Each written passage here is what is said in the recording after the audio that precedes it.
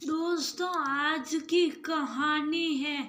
बहू, तूने मुझे मेरे बेटे से अलग किया था, इसीलिए आज तुम पछता रही हो। दोस्तों, कहानी शुरू करने से पहले अगर आपने हमारे चैनल को अभी तक सब्सक्राइब नहीं किया हो तो कर लीजिए, ताकि आपके पास पहुंच सके हर नया वीडियो। कैंसर की पीड़ा भोग रही रेणुका चौथे स्टेज पर पहुंच गई है। डॉक्टर ने जवाब दे दिया है।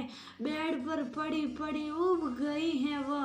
कहने को अब कुछ भी नहीं बचा है। सोचते हुए अतीत में पहुंच गई है रेणुका। माता पिता की दुलारी तो बहुत थी वह। उनके अधिक प्यार ने थोड़ा जिद्दी भी बना दिया था उसे। अपने आगे किसी को समझती ही नहीं थी। माँ चिंता करती कैसे ससुराल में निभेगी। पिता फिर थपथपा देते सब कुछ ठीक होगा।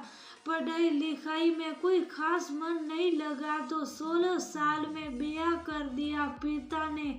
और कुछ खास भले ही न हो, सुंदरता में कोई कमी नहीं थी। भगवान ने रूप अपार दिया था। ससुराल में सासू माँ की आंख का तारा बन गई थी।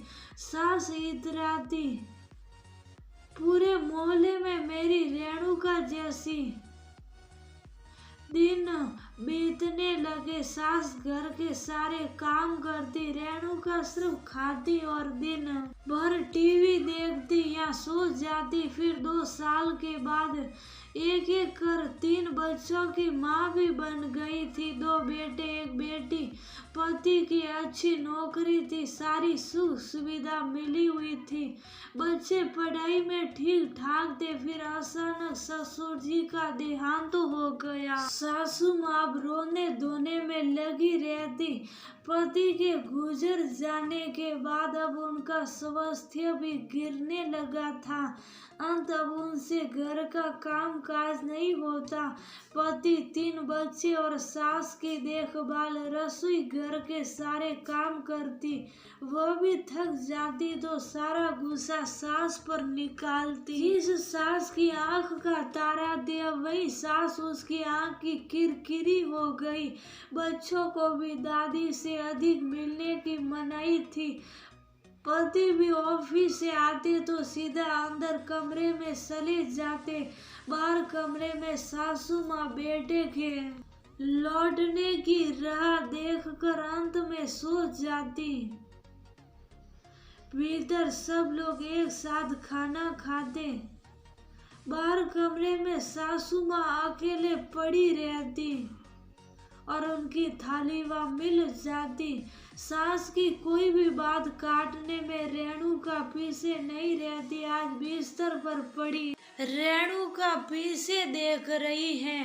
बेटे की शादी हो गई, वह बहू के बस में हो गया। बेटी दामाद के बस में हो गई। सभी अपने में मगन हो गए। छोटा बेटा किसी बंगाली बाला के चक्कर में पड़ा है। किसी को रेणुका के तरफ देखने की फुर्सत भी नहीं है। अपनी ही परछाई कह रही है। कहो रेणुका, तुमने भी तो कभी माँ से बेटे को अलग किया था।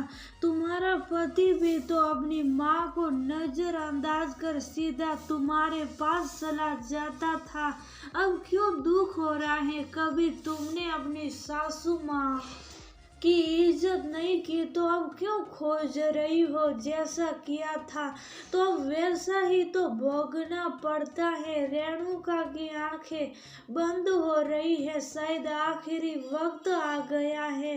रेणुका ने ईश्वर के आगे हाथ जोड़ दिए। हे ईश्वर, अपराध को क्षमा करे, मेरे बच्चे सुखी रहे।